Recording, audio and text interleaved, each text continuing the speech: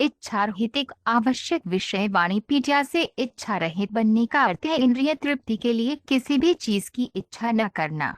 दूसरे शब्दों में, कृष्ण भावना भावित होने की इच्छा वास्तव में इच्छाहीनता है। कृष्ण के शाश्वत सेवक के रूप में अपनी वास्तविक स्थिति को समझना, इस भौतिक शरीर को स्वयं होने का झूठा दावा किए बिना और दुनिया में किसी भी चीज पर स्वामित्व का झूठा दावा किए बिना कृष्ण चेतना का आदर्श चरण है। जो इस पूर्ण अवस्था में स्थित है वे यह जानता है कि चूंकि कृष्ण हर चीज के स्वामी हैं, इसलिए हर चीज का उपयोग कृष्ण की संतुष्टि के लिए किया जाना चाहिए। श्रील प्रभुपाद की पुस्तकें, व्याख्यान, वार्तालाप और पत्र इस आवश्यक विषय की व्यापक प्रस्तुति प्रदान करते हैं, जैसा कि वाणी कोट्स डिजायरलेस श्रेणी में देखा गया है। उनकी पुस्तकों का एक परिचय निम्नलिखित 8 उद्धरणों में दिया गया है।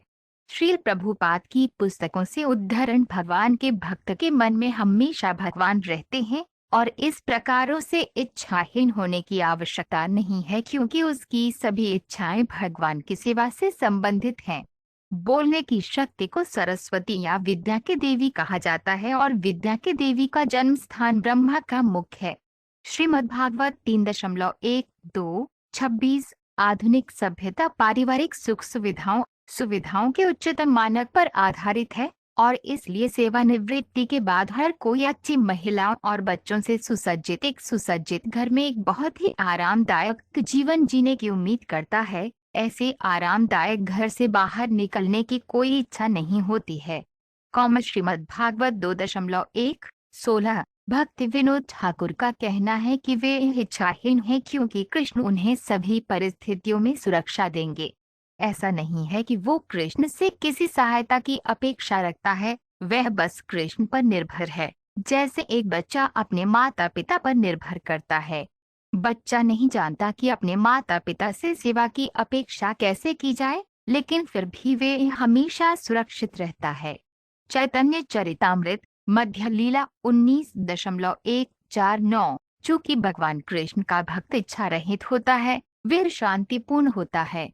सकाम कार्यकर्ता भौतिक सुख चाहते हैं, ज्ञानी मुक्ति चाहते हैं और योगी भौतिक ऐश्वर्य चाहते हैं, इसलिए वे सभी कामुक हैं और शांतिपूर्ण नहीं हो सकते।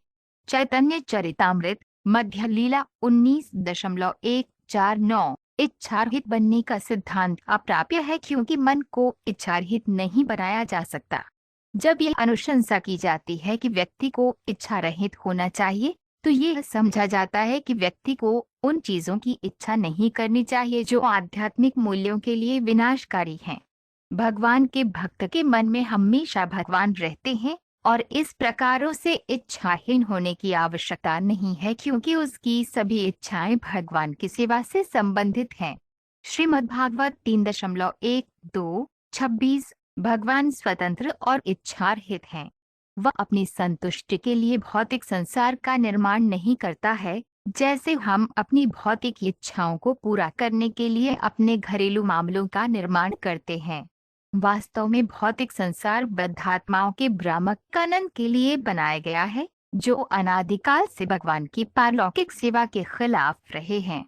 श्रीमद्भागवत 3.5-5। जीव इच्छारहित या संवेदनाहीन नहीं हो सकता, लेकिन उसे इच्छाओं की गुणवत्ता अवश्य बदलनी पड़ती है।